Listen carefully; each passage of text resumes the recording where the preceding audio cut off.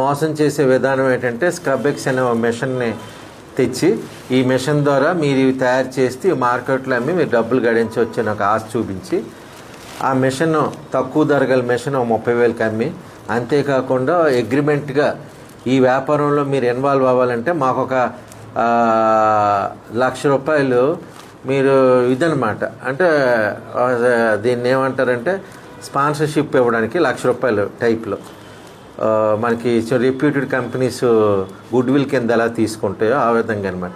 ₹1,00,000 ప్రజలను తీసుకొని వాళ్ళకి నమ్మబలకడానికి ఒక ఫేక్ అగ్రిమెంట్ క్రియేట్ చేసి అందులో ఒక తప్పుడు స్టాంపింగ్ చేసి ఆ అగ్రిమెంట్ ఇచ్చి ఒక 80 మంది దగ్గర మనకున్న ప్రాథమిక సమాచారం ప్రకారం 80 మంది విక్టిమ్స్ దగ్గర సుమారు ₹1,60,00,000 కాజేశాడు.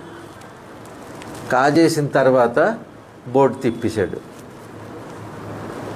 తదుపరి ప్రజలు వచ్చి మనకి ఎప్పుడు మోసం జరిగాక తెలుస్తుంది.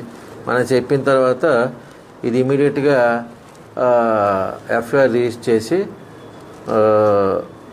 తిరుమలకొండ రమేష్ అనే ముద్దాయిని పట్టుకోవడం జరిగింది. ఇంపార్టెంట్ ఆయన అంటే ప్రైమ్ అక్యూజ్డ్ అంటాం మేము.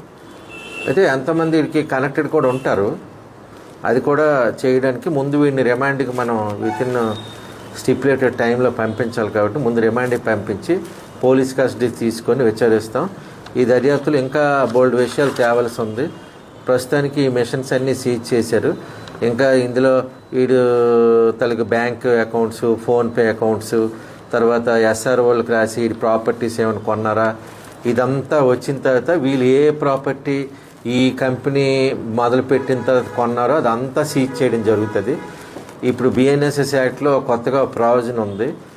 ఆ విక్టిమ్స్కి ఇచ్చే విధానం కూడా ఉంది. ఆ విక్టిమ్స్కి ప్రాపర్టీ అంతా జప్తు చేసి కోర్టు ద్వారా ఎస్పీ గారి పర్మిషన్ తీసుకొని కోర్టు ద్వారా విక్టిమ్స్కి న్యాయం చేయడానికి ప్రయత్నం చేస్తాం. ఇంకెవరైనా విక్టిమ్ ఉంటే తప్పనిసరిగా పోలీస్ స్టేషన్కి వచ్చి వాళ్ళ తాలూకా వాళ్ళకి ఇచ్చిన అగ్రిమెంట్ కాపీతో పోలీస్ స్టేషన్కి ఇవ్వాలి. మీరు జిరాక్స్ ఉంచుకొని ఒరిజినల్ మాకు ఇవ్వండి. ఇవన్నీ కోర్టుకు పంపించారు కాబట్టి మీ దగ్గర జిరాక్స్ పెట్టుకోండి. ఏదో ఒకటి మొత్తం మీద ఇవ్వాలి. ఇది ఇవ్వనోళ్ళేమో విక్టిమ్ కాదు నా దృష్టిలో, ఎందుకంటే మిషన్ తీసుకొని